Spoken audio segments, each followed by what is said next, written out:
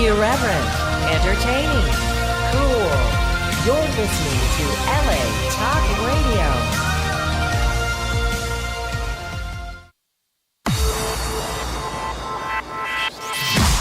You're listening to Reza Riffs with Keith Reza and Alan Lee, right here on LA Talk Radio. Excellent. Welcome to the show, guys. I'm Keith Reza. My trusty sidekick, Alan Lee, cannot be here tonight because he has a personal, what's that called? A personal agenda that he couldn't get out of. And he wouldn't tell me what it was because I guess it was personal. But I have Reza Riffs producer Ron Jammin on the telephone tonight. So, Ron, are you there? Ron. Excellent. I've lost Ron. Ron, are you there? Ron? I'm here. Oh, excellent. I was telling the folks at home, I think I lost you. Are you on a cell phone? I am. You make sure the thing was fully charged, right? Oh, of course. Excellent. Welcome to supper. For the folks at home that don't get that, that's a quote from the fantastic 1991 movie Nothing But Trouble. It was directed by Dan Aykroyd. Dan Aykroyd, man. And it was such a huge bomb. I think you and I are the only people in the world who've seen it. You know what? People should know that's the film that introduced Tupac. Who's that? Oh, he's kind of a famous rapper. Oh, yeah. Oh, the guy who got killed in Vegas. Yeah, he's part of that band. Yeah. You know, they were singing that All Around the World song. Tupac is like the only guy who every single year he comes up with a new album, right? Yeah, he's a pretty famous rapper from the 90s. Yeah. I know who Tupac is. I was just playing with you. So before we bring in our guests, I wanted to give the folks at home a little about you, Ron. You not only do you produce Reza Riffs, but you also produce a Fast and the Furious podcast and you just released an episode. And tell us like a little about that, like so the folks can follow that, because everyone likes the Fast and the Furious. Oh, thank you. Are you hearing an echo? I am hearing a little bit of an echo, but I think that's just because you're on a cell phone. Oh, okay. Is that right? That's cool, though, right? Oh, yeah. Yeah. Do you have Sprint, Verizon, T-Mobile, or Singular? Neither. I actually have Consumer Cellular. Cellular. Excellent. I have Verizon, but right now I'm in a studio, so it doesn't go on my bill. All right, guys. Yeah, so the Fast and Furious podcast. Yeah. Tell us a little about that, and then I'll tell us a little about our guest tonight. Sounds good. So I just released the 5th episode, and it's called New Roads Ahead, and we talk about Fast 8, because they just wrapped production last month. So I interviewed 2 of my friends, and got some cool music throughout. My buddy Mark Anthony K provided a lot of the tracks, and you can download it on SoundCloud, same page we have this show on, so check it out. Yeah, check it out. And that's from producer Ron. He's producing a lot of stuff other than the show, man. So, and I think you were doing the Fast and the Furious before you started doing this show, right? Yeah, I think a little while, maybe around the same time. I've only released like 5 episodes. Uh-huh. The last one I released was a year ago. Oh, but you released one like 2 weeks ago. Oh, yeah, I mean, before that, it had been a year, because I don't like to just release them every week, because, you know, when they're doing production on the movie, there's not a lot to talk about. So it'd be like, I think they're filming, I think they're still filming, and it'd be boring. So I just release them when I have a bunch of notes saved up, and that way people can, like, really enjoy them, and we just chat about the new movie. All right, well, scope it in, guys. Now, guys, we're gonna call in our guest of the hour. A little about her. I ran into her because my mom is a huge fan of hers, and her name is, I think it's Meredith Masony. What do you think it is, Ron? I think it's Meredith Masony. Masony? Or Masony. Okay, I think it's Masony because it's spelled. But we could argue. I guess we'll find out. Yeah, but the thing is, she's really, really funny. She has a comedy YouTube channel called That's Inappropriate, and these videos are so funny. My mom showed me one of these videos, and I was just dying of laughter because they were like 2 or 3 minute videos. They had so many jokes in them. You know what I mean? It was just so fantastic and funny. And I sent you the clip, and I was like, Ron, we got to get this girl on the show. And you know what you said? Oh, yeah. Oh, yeah. Excellent. Well, we're about to give Meredith a call, guys, and it's going to be fun. I'm actually very nervous because I've never talked to her, and I'm very shy around girls.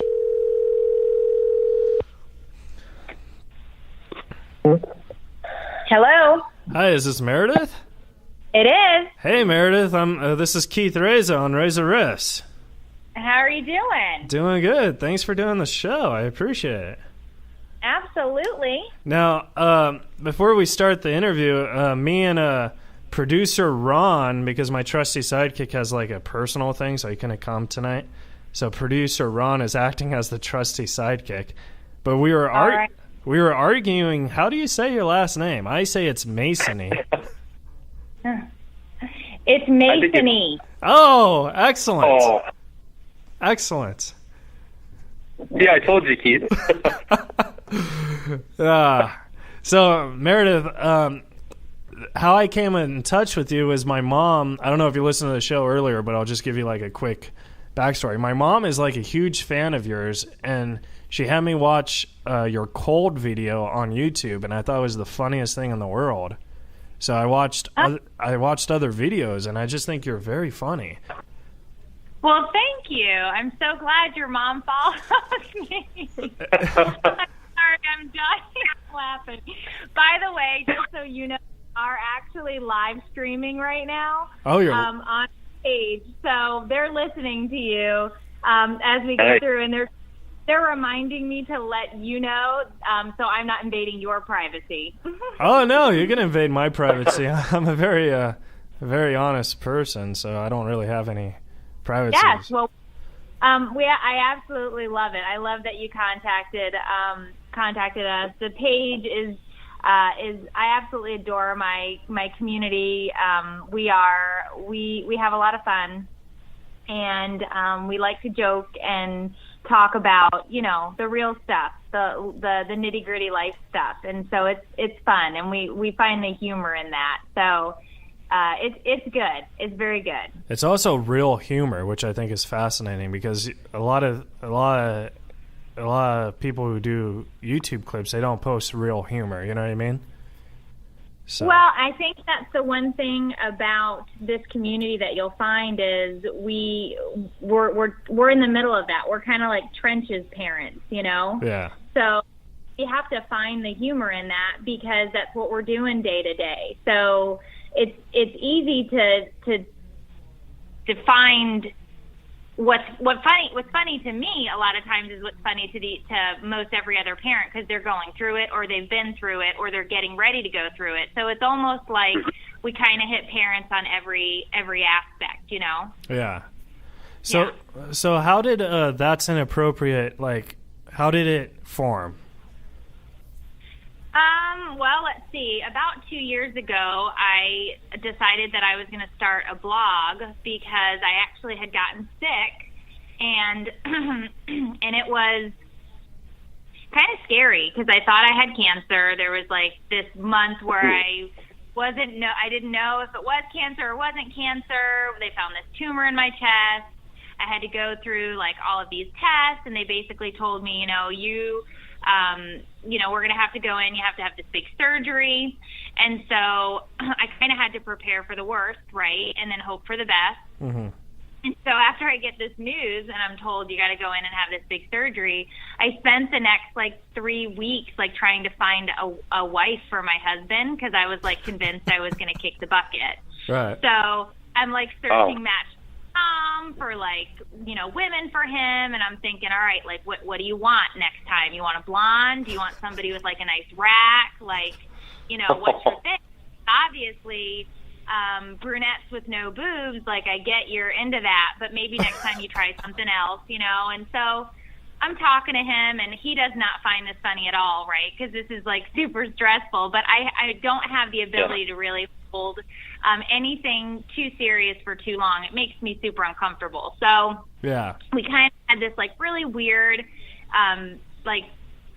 in between area where we're trying to figure stuff out and get things ready and go through this. And I was really lucky it wasn't cancer. I had this big surgery. I was down and out for a couple of weeks. I finally got home and I looked at my husband and I was like, that was really scary. And I think I have to do something. And he's like, well, what? And I'm like, I've been talking about writing and kind of getting out there and doing something different for a year and I never did it. And I could have been chopped meat, I could have been done for, and I didn't do the things that I wanted to do.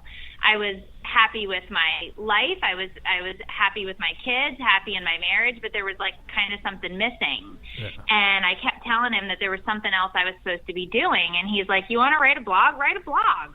And so I was like, all right, I'm going to write a blog. And so That's Innapropriate was born back in October of 2014.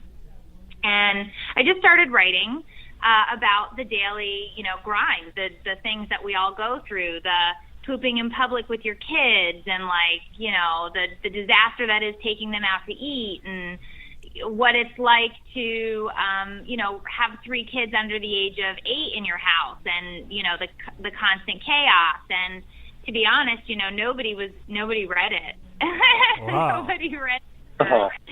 Except, when you'd beg a family member, read this, tell me what you think type thing. But after about, I think when I was writing today, I went back, I was looking at some of the posts. After about 8 months, it took me 8 months to find some steam and start to get published in other places. Mm-hmm. And then it kind of started to roll from, Huffington Post to Pop Sugar to Scary Mommy to some of these other, these bigger sites. And then it kind of, the community started to grow, and it kind of took off a little bit. Yeah, I think that's awesome because all your YouTube clips have so many views, at least 50,000 on one of them, on the so. Yeah, well, I mean, I've got the Mother's Day one is somewhere around that 60 or something. Man Cold was the biggest one. I think we're at 150,000 on that one, but. And that just came out a couple weeks ago, right? Yeah, that was September 1st. It was funny because I was at a surgery center having a scope because they were checking to see how things were going from that other surgery because I've had 3 surgeries in the past 2 years. Right. And so they were checking on some stuff, and I posted it right before they wheeled me back, and it was an accident that I posted it because we normally don't post till the afternoon, but I couldn't get the scheduler to work on my phone, right? So I said to my husband, I'm like, just screw it. Watch the video while I go in because I had a feeling it was going to do well. I said, I think this one's going to do good. Just watch it. Right. So when I came out, he was like, you've got 50,000 views on Facebook. I'm like, I was only back there an hour. I'm like, check it again. And he's like, it's at 50,000 views. And so I was freaking out. I was like, holy crap, we've never had 50,000 views in an hour. I'm like, what the hell's going on? So, we stop for lunch and it's 70,000. And then we get home and it's 100,000. I was like, holy crap. And so that one just took off like wildfire. And I think it did well because I got to be honest, it's true. My husband is a big stinking man baby when he gets sick, and I knew I wasn't alone. I knew that there were other women and men who have come to me and emailed me and said, yeah, I act just like that when I'm sick. So there was definitely some truth to that for sure. Yeah, because when I get a cold, I mean, I'm not gonna lie, I act like that too. You know, I have my mom make me chicken noodle soup. Yeah, well, you know, the whole star noodles. People were emailing me, can you send me some soup with star noodles? It's like, no, I'm not sending you any soup. Get out of here. So it's fun. And he actually, he doesn't help me film, but he came in and I needed help because I wanted to actually hand the bowl of soup, you know, over. And so he got behind the camera for me and he was helping me with some stuff. And then I threw it on the computer, and while I was editing, I was like, you want to watch it? And, you know, he sits down and I'm watching him watch it, and I'm watching his face, and he's like, I don't do that. I don't do that. And I'm like, no, you do. And then he started smirking a little bit. I'm like, yeah, you know, it's true. And so it was pretty funny to watch him, you know, watch my edit. And I think he was okay. He's not necessarily ever okay with the things that I do, but I think he understands that it's something that I have to do. So he lets me go, and he's supportive, which is very nice.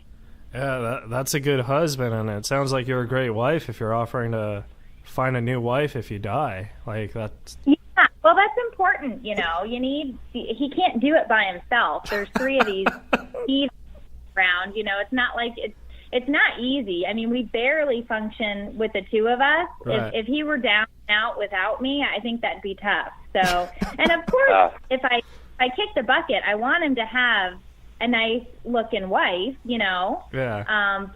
I did request that if I passed, the ashes had to go on a mantle above the bed so that she has to look at those while she's in there. Oh, wow. It's a little twisted, but I always wanted to have the highest spot, you know, above the bed there. So that was a requirement if I passed. you don't have a cat, do you? A cat? Yeah. Why? Well, because I saw this movie called Meet the Parents, and oh God, yes, I saw that. No. Okay. But so how much of these, like, was the cough video, for example, was it completely improvised, or did you write down the jokes and memorize it, or did you just film it and improvise it then edit? I don't script out any of my videos. So what I do is I basically come up with an idea, and you know, like the man cold video was literally, I had been sick for a week, and he had come in and was saying something to me while I was working and doing laundry and getting dinner cooked, and he's like, you know, I have a very scratchy throat. I think I'm going to have to lay down. I might be getting sick. And I looked at him and I was like, is he serious right now? Like, I have been sick for a week and I have not stopped. And so it literally was a Sunday afternoon, and I jumped up and I set up the camera and I'm like, I'm making a video. He was gone. He had run out for something, and I was literally shooting this. And when he came back, I like drug him in and I'm like, help me finish this. Yeah. And then it took me probably, 90 minutes to edit that one, because usually I'll shoot anywhere from 8 to 12 minutes worth of video, and then I just chop until I get it exactly the way I want. But I don't really script anything. It's all basically, it's just me, it's just me spitting whatever I think, will work. And then the magic of editing is putting it all back together so that it makes sense. Yeah, that's actually really quite amazing, because I come from a comedy background of stand-up comedy, and what you do is, like, you got to write the jokes, practice the jokes, and polish the jokes. But with you, it just sounds like it just comes natural. So I think that's really amazing. Well, I've done stand-up a few times. I enjoy stand-up, but the thing that I didn't like about stand-up was that I didn't have that ability to like, I can use my editing software to make it so smooth and go through. Mm-hmm. It made me nervous. I think being up on the stage and in front of all those people made you nervous. So I didn't.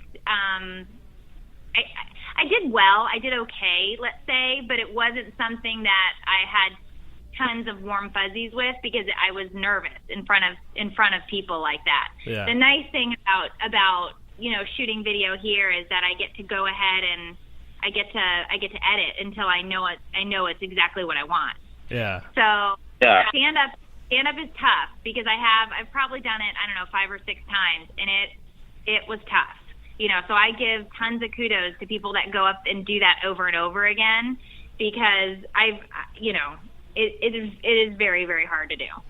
Well, sometimes like people just have to find their thing, and like for example, I got into stand up because I have autism, and I wasn't really good at making friends and stuff, so I did stand up comedy to hide my suffering and stuff.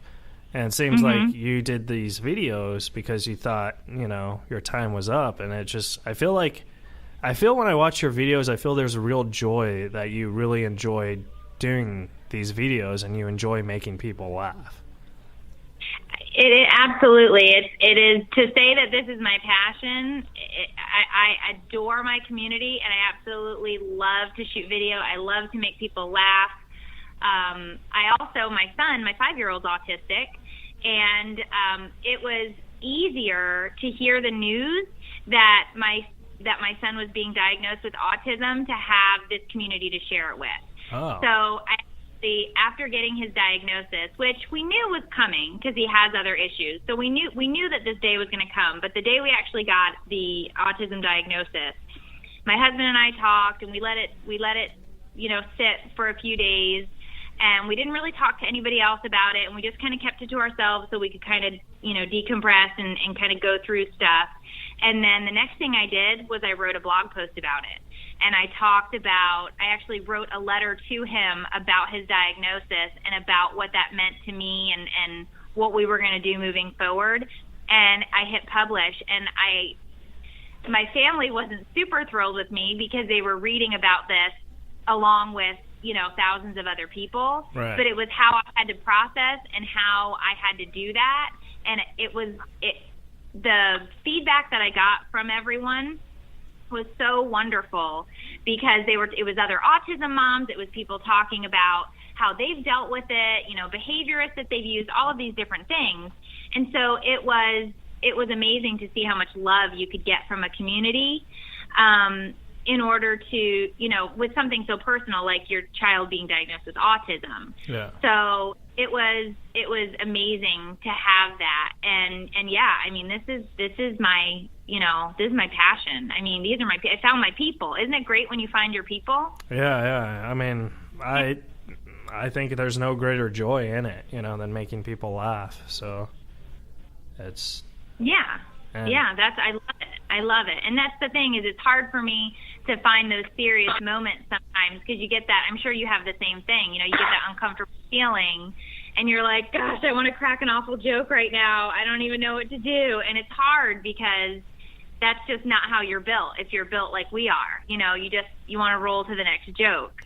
Well, and sometimes that can be tough. It's tough on my family. It's tough probably on my husband, because when he's trying to get me to talk about something serious and I'm, making some awful, joke, yeah, it can be hard. Well, some people take jokes way too, like, for example, I have Asperger's, so I don't have a filter, you know what I mean? So I just say what's on my mind when it's on my mind. And my family got really mad at me because a few years ago I lost my grandfather to death, and my grandma tried to comfort me, and I was just like, oh, why couldn't it have been you? And I thought it was the funniest thing in the world, because I miss my grandfather. I'm thinking, if you would have died, we would have went to the Spearmint Rhino and spent money on life insurance, And my family just did not like me for like 3 years after that. I was like, I didn't say I don't love you, you know what I mean? I don't know. But that's a classic example of no filter. For you, and not crap. Yeah, but I understand. I do. I totally understand. And my son, my youngest, who's autistic, there's no filter. Yeah. So explaining something to him, or explaining to him that that's not how we say things or what we talk about or how we discuss something, it's just very difficult, because it's like, no, it's black and white. It's like, no, it's just how it is. And it's like, no, you can't say that because people get upset. And he's like, yeah, but that's what it is. And it's like, well, you're right. but that doesn't mean it's socially acceptable.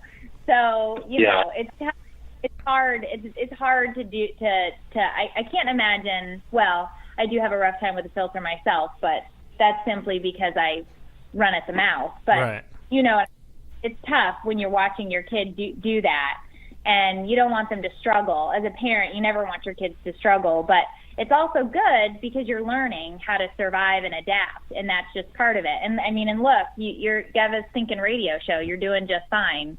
You know, filter, no filter. Yeah. You have to work at it. I agree, and I learned so much. Like I learned from that night, my grandmother lost a lot of love for me. Yes, there you go. You learned a lesson. So, Ron, did you have any questions for Meredith? Yes. Hello, Meredith. How you doing? Good. How are you? I'm good, thank you.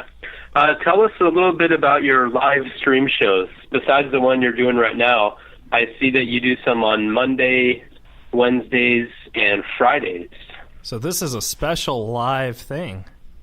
This is a special Tuesday temperature check because you guys were going to call me, and so some people were concerned that they weren't going to be able to figure out how to log in and listen. Right. So I said, I'll just live stream it, and that way if you want to come in, they can come in. So Monday nights we do something called Mimosa Monday. And we basically come in and we talk about what's going on with our week. You know, what was the best part of Monday, because Mondays usually suck. So we like to talk about a good thing that happened on Monday.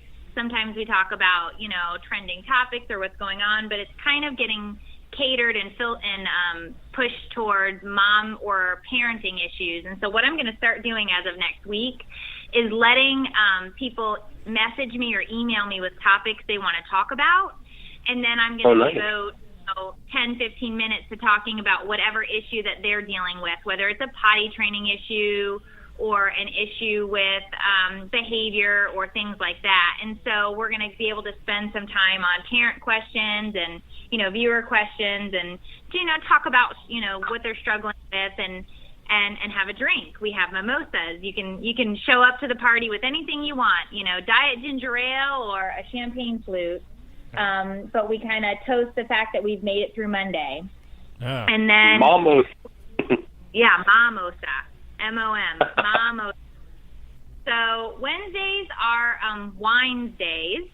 And so basically we talk about, it's like a midweek check-in, and we kind of just talk about, you know, pop culture stuff, what's going on. We talk about pretty much anything. We had a really interesting wines day a couple Wednesdays ago when my husband had texted me the eggplant emoji during the day. And so, of course, I get a little message with the eggplant emoji, and my phone was down and it was dinging. And so my daughter runs it over to me, and she's like, hey, Dad is texting you eggplant, eggplant, eggplant. What does that mean? And I'm like, get my phone. And so I grab it from her, and I'm like, don't read my text messages. And she's like, does that mean we're going to have eggplant for dinner? And I'm like, oh, my God. I'm like, just go away. So, of course, I post this to Facebook and have to explain now that I'm, you know, telling my daughter, yeah, we were going to have eggplant, but I forgot to buy it at the store. And so we talked about the whole what an eggplant emoji was. And so everybody's sending in pictures of eggplants, and they're messaging me these, you know, big, you know, pictures of like Blue Apron's eggplant dinners and all this stuff. And so everybody got a huge kick about.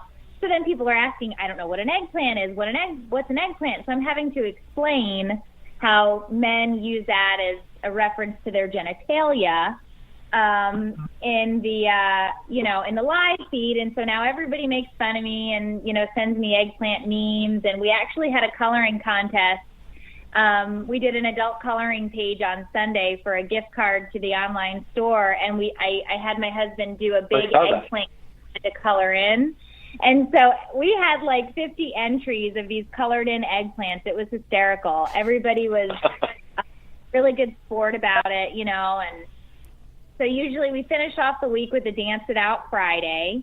Mm-hmm. And we kind of spend 15, 20 minutes. I literally dance in front of my TV with the radio blaring, and we kind of usher out the week, and we talk about, you know, what's happening. And what was so great about the week, and we kind of just welcome the weekend, and it's just a nice way to decompress, and it's kind of like a big it's a big party. I kind of use these live streams as a way to get together with everybody in the community, and basically it's like a party bus, right? So everybody loads in, I'll talk, and I talk to everybody that I can. The feeds go really, really fast, so sometimes you can't see what people are saying or what their message is. But my husband is a really good sport, and so he will text me as the feeds are going on. If I miss somebody, we can go back. And so, nice. It's a nice way to interact with everybody. We do coffee chats Friday mornings, and it's a way to connect with everybody, because like I said, it's absolutely 100% about the community and about supporting each other and making sure that we're all doing well. And that's the thing, this community has given me so much. So I always want to make sure that I'm doing everything that I can for the community. It's kind of like I like that. It's kind of like your own little reality show that you have, then, right? You have it 4 days. It's like a weird. Remember that movie, The Truman Show, or right? The Truman. Oh yeah. Yeah. Love that. A little bit. It's a little bit like that, and I want them, because I want everybody to see there's just not funny all the time. There's arguments, there's issues, things come up. I did a video a couple weeks back where I was literally sitting on the floor crying. I was bawling my eyes out, sitting in front of a pile of dog poop. And it was, I was overwhelmed. Things were, it was just after the video went viral, and I was getting so many messages, and my email was flooded, and I couldn't keep up with stuff, and I was trying to respond to people, do laundry. I was late to pick up the kids from school, and I walked through a massive pile of dog poop. Ugh. And I'm literally sitting there crying in front of a pile of poop. And as I take out my phone and I'm recording this to talk to everybody, I start to laugh. I'm like, I'm crying over poop. Like, that's what I'm doing right now. I'm physically crying over this large pile of dog poo, and so I couldn't stop but laugh. And I was, talking about how we have to scoop the poop and we have to continue to go with the rest of our day. Just because we're introduced to a pile of massive dog doo doesn't mean that you get to stop. Like, you got to keep going. And so I was just talking about, metaphorical poop and actual poop and life. And so as much as I love the funny, and I love to tell jokes, and I love to interact and talk to the community, they have to know that, I cry. I have really rough days. Sometimes I hide underneath my desk and, complain about my kids because I can't take it anymore. Yeah. And everything, because it's not just laughs. It's what we all do. If you take off the roof of everybody's house in the United States at any given moment in time, you're going to find a majority of families are doing the same thing. And so you have to bring that out as well. It can't just be all the good, glitzy, glamoury stuff, which I'm the least glamorous person on the planet. But you have to talk about everything, because that's what, I totally agree, because, I'm actually just like that. Sometimes my Facebook posts, they'll be Ron, you're my friend on Facebook, sometimes it'll be a little dark and depressive, and, my family's like, oh my God, is Keith okay? It's like, no, I just don't feel like being funny right now. I can't be funny 24 hours a day. You know what I mean? Yeah. Right. Right. You can't. And I don't think that anybody expects us to be that. But at the same time, they do worry, because for the most part, I'd say I'm a relatively upbeat individual. But, if you stepped in a pile of dog poop, fresh poop, while you're having a really rough day, that can kind of take you down a couple of pegs. And it wasn't just the dog poop, obviously. It was everything that was weighing on me at that moment in time. So you have to talk about those things as well, because that's the rest of the package. Yeah. So I never want to leave that out, because everybody needs to know that it's okay. Like, you got to scoop and you got to go to the next thing. You got to go. And so it's important. It's important to not leave those pieces out, because I'm not just the funny mom that makes, YouTube videos. I'm a part of a much bigger community. I'm a very small piece of a much bigger community, because there's so many of us now. I mean, I don't know what we're up to, but I think it's somewhere around like 228,000 on Facebook. Wow. It's much bigger than just, me making funny videos. This community and these women and even these guys in here, they all reach out to each other. They all talk to each other. They all, they message with each other, and it's big. It's a big deal. Yeah. I totally agree. I think it's fantastic. And on a positive note, I mean, this might not come off as a compliment, but you may put stepping in dog poop viral, so that's got to be positive in a row, right? Because I'd say for sure but it really led to something else as well, and I'm actually in the middle of writing a book. Yeah, I want to talk about that. Yeah, I read that. Yeah. That was a big, the poop was pretty big, and it kind of pushed me over the edge. I had talked about a book for over a year, and I wasn't sold on the idea because I wasn't exactly sure what the angle was going to be. So I just kept putting it off and putting it off and putting it off. And the day I stepped in the poop was actually the day I decided that I was going to, in fact, write the book. And so I've been working on that for a few weeks now. I just crossed 89 or 90 pages today. So I am past the halfway mark. Once I get that finished up, it's going to head over to the editor, and I am crossing my fingers and hoping that it is going to be a quick process through editing, right, so that we can hopefully have something out the other end relatively quickly. So we shall see. And are you gonna sell this book on your store? I hope so. That's the goal. I want to. Oh, there it goes. The business manager was yelling at me. My phone was buzzing. Oh, that's fine. I hope so. Obviously, I'm debating which publishing route I'm going right now, but the book will be on my store for sure. We just haven't decided what's the best way to go at this point, because obviously I've never published a book, so we're doing our research. Yeah, writing a book is hard because I'm actually writing a book, but I'm only on like one chapter, and I've been doing it for like 2 years. So I don't know if I'm either a great writer or a real lazy writer. Yeah. Well, you definitely have to be. You have to be. What's the right word? You will be struck when you're struck, and you know that you have something to write about. Yeah. It can. I am positive that, because I've had writer's block. I have literally been stuck sitting in front of a screen before, trying to only write a blog post, where I'm like, you just have to get out 800 words, just do it. Yeah. And if it's there and you don't feel it, you can't get out 800 words. Like, it's not going to happen. I literally have those aha moments with the poop, and that is, and I was struck, you know what I mean? So it was something that was. Now, that doesn't mean that I could struggle from page 91 to, 150. I just kind of, when you're in that zone, so I'm going to take my happy butt over to Starbucks tomorrow and park it there to try and get a change of scenery tomorrow and plow through. I'm going to try to plow through another 25 pages or so. Yeah, that's a good goal, because I think whenever you write, because I just finished writing a movie, I think I put off the book because I was writing the movie, but my goal was to write 3 to 4 pages a day.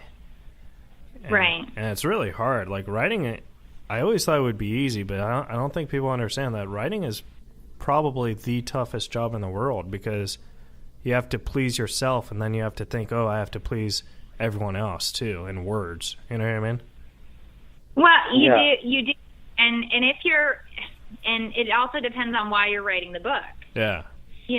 So if you're writing the book because you feel like you have to say something, and it has to be heard, you'll find the way to get those words out. If you're writing a book because you want somebody else read it and like it, that's definitely going to be tough because you're thinking about all of the reasons why they won't, right? Yeah. Because I think with people like us as well, self-doubt is just, it can be crippling. I mean, I remember when I put up the first blog post and it was like, nobody's going to read this. I remember when we opened the online store, it was like, nobody's going to buy my tank tops or want, my swag. When I posted my first YouTube video, I was like, there's no way anybody's ever going to watch this. And you just have that doubt that anybody is going to, pay attention to anything that you're doing. And so it sneaks in there and it kind of builds its nest and it sits down, and you have to do everything possible to push it out because it can just be, it can be crippling, and you can just sit there frozen with this fear of, well, nobody's going to like it, nobody's going to watch, nobody's going to read.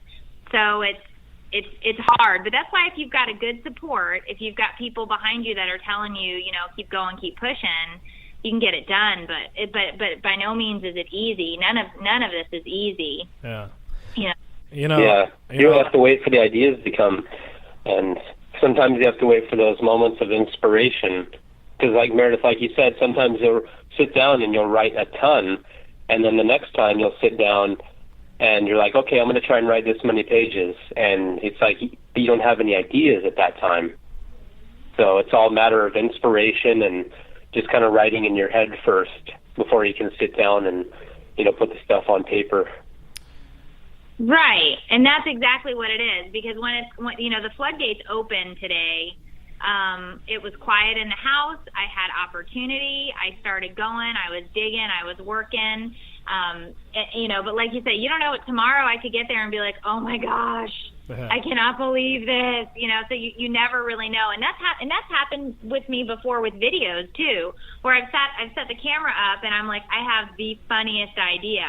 And I shot for, 26 minutes and took it back in and dumped the footage and was like, I can't even, there's not a minute of usable video here. Like, this sucks. Like, terrible.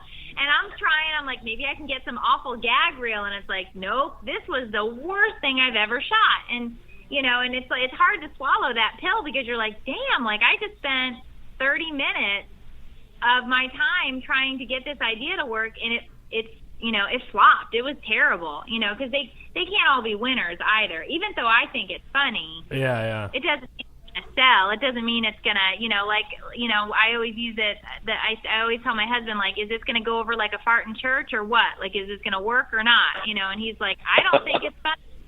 And I'm like, well, I think it's funny. And usually, if he says it's not funny and I say it's funny, it works. Yeah. Because he told me my Mother's Day video was awful, and he was like, that is not funny, the editing stunk, and I don't like it. And I'm like, well, I'm releasing it, and then it hit 11 million views, and I think it worked. I think it was good. Yeah, I thought the Mother's Day one was hilarious. I also thought the Will You Be My Friend one, that one had me in tears, too.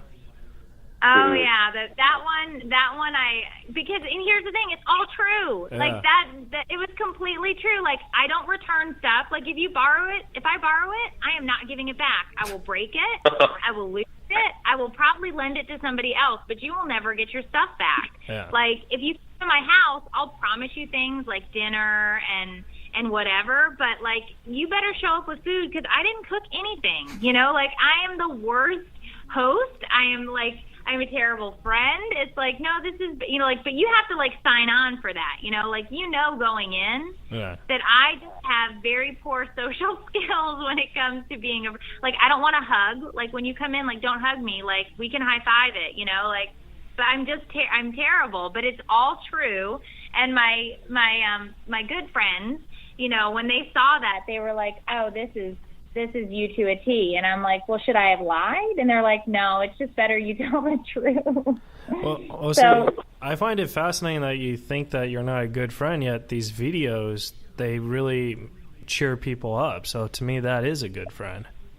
Yeah, I think it's just, what the typical, what you think of as somebody who's a typical good friend would definitely not, I'm late to everything. Yeah. Sometimes I stuff I can't deliver. But in the end, honestly, true blue, like, I've got your back. Like, I will do, like I said in the video, I'll do anything you need. I don't want to really watch your kids because I don't really want to watch mine. But I'll help you out if you need it.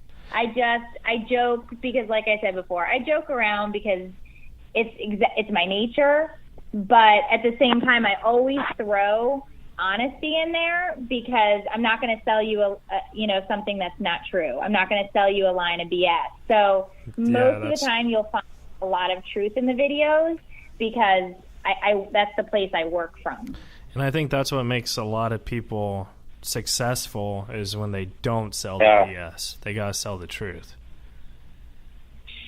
I agree with that. And I think sometimes, and we know that, like, we're smart enough. We're smart enough to know when somebody's trying to sell us a line, right? So if we're watching a YouTuber, or if we're watching a comedian or somebody that's trying just too hard with something, sometimes it'll turn you off when a comedian is trying to talk about, when comedians talk about kids, like, they don't have kids, they're not a parent yet, but they want to tell you, crack all these jokes about how to raise your kid or whatever. Right. And it's like, all right, you might have some funny material there, but what are you basing this off of? Because, if you don't have kids and you want to crack jokes about potty training, it's like, yeah, all right, but you have no idea the nightmare that actually is unless you've actually been pissed on in the middle of the night while you're trying to drag a kid out of bed to potty train them, and they're still asleep, so they just stand up and just pee all over you. Like, that happened to me several times. So I'm sure I've done that to my mom before. Yeah. I still love that you opened with your mom as a fan. I don't think I got any better than that. I have to be honest.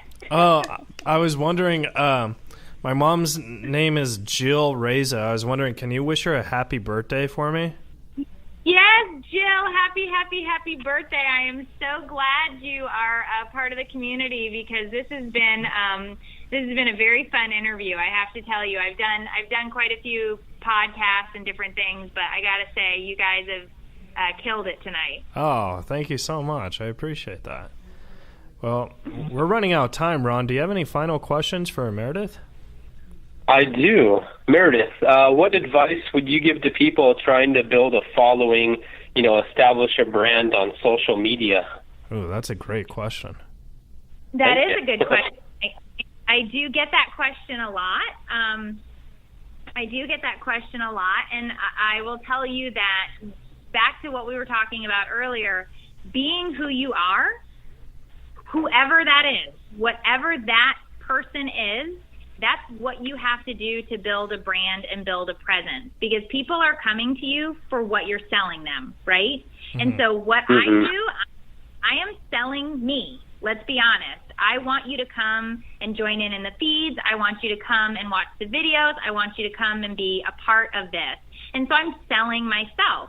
And what I have done, and the thing that has I think the reason it's been successful, is I'm giving you what you want. I'm giving you the honest, full, this is all Meredith. This is what you asked for. This is what you're going to get. I'm not going to sell you a line. I'm going to give you everything that's going on in my gourd. I'm going to tell you, because you can relate with that. If I sat on here and I tried to sell, let's say I wanted to talk about like really exciting makeup tips. Mm-hmm. Nobody on my blog is going to want to read that, because number one, they know that I only wear makeup when I have to. Like, I did a TV interview the other day and I had to put makeup on because I was scared what my face would look like in high definition without anything on. And if I tried to sell a makeup tutorial, they would laugh at me because they know that that's not me and that's the furthest thing from anything I could possibly do, right? Yeah. So your brand has got to be, it has to be you, and it has to be completely 100% relatable to the audience that you're trying to sell it to or that you're trying to engage with. And then once you find your people, I am a firm believer in the fact that your people are going to take care of you, and they're going to by word of mouth, they're going to share your stuff, they're going to talk about you, they're going to invite others to the community because they want to be there with you. Yeah. Right? That's true. So and you've proven that. Yeah.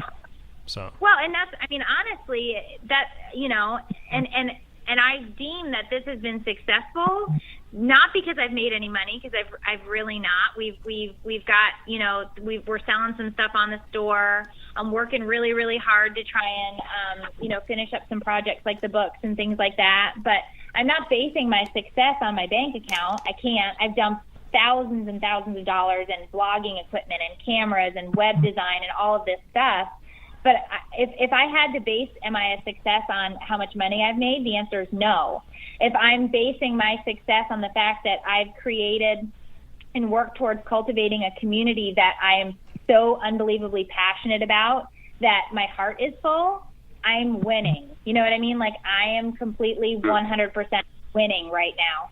And that is what's important. And I think that's the best success. Right. And I think if you're patient, and I think if you work hard, at some point, will money come? I hope, because I want to do this as my full-time thing. I want to be able to help support my family. Mm-hmm. But I have to be true and honest, and I can't sell out. I have to do what I think is the complete best for the community and for what we're doing. And mm-hmm. that, you know, and I think what I think the reason that I'm almost positive this is going to be a success is we have had 99% organic reach. I don't pay to boost things. I don't pay to advertise those things. We do this on shares and likes and just the community. The community does this. The community has done this on pure organic growth. That's awesome. That's impressive. Now, Meredith, I hate to cut it short, but I just got the light. So is there any way the light means time is up. Is there anywhere where the folks can follow you, reach you out on Twitter, Instagram? That's Inappropriate. I'm on Instagram and Twitter and the Snapchat now at That's Inappropriate, and I am on Facebook, That's Inappropriate, and they can head over to the blog at www.that'sinappropriate.com. Awesome. Well, I would love to have you back next year if you'd be interested, because I think you're very interesting and very funny. Absolutely. I had a blast. All right, Meredith. Well, thank you again, guys. Thank you so much. Thank you. Bye. Bye. All right, guys. Bye, Meredith. Are you still there, Ron?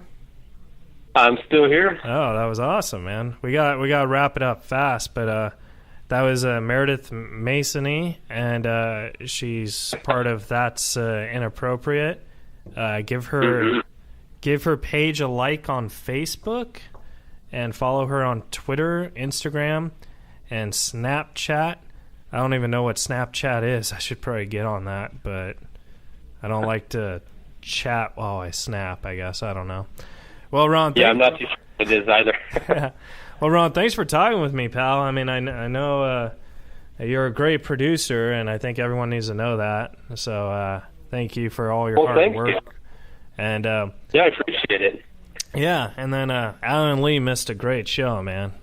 So... Yeah, he did. Alan, I hope everything's okay with you. And I just want to quickly remind all the listeners out there, rate and review the show on iTunes. We really appreciate it, so we can come back for season 4. Oh, yeah, that would be great. I think Alan and Meredith would have got along really good. I think Alan would have asked her out. Yeah, I didn't even know that she had done stand-up comedy. That's awesome. Yeah, and then we would have been like, Alan, she's married. All right. I hope so. Well, Ron, thanks, Pally. All right, guys, give me a follow on Facebook and Twitter, Keith Reza, KEITHREZA, and like the fan page, Reza Riffs, REZA-RIFTS. And it was a great show. And again, follow Meredith at That's Inappropriate, and we'll see you guys next week. Thanks again, guys. Adios. You're listening to Reza Riffs with Keith Reza and Alan Lee, right here on LA Talk Radio.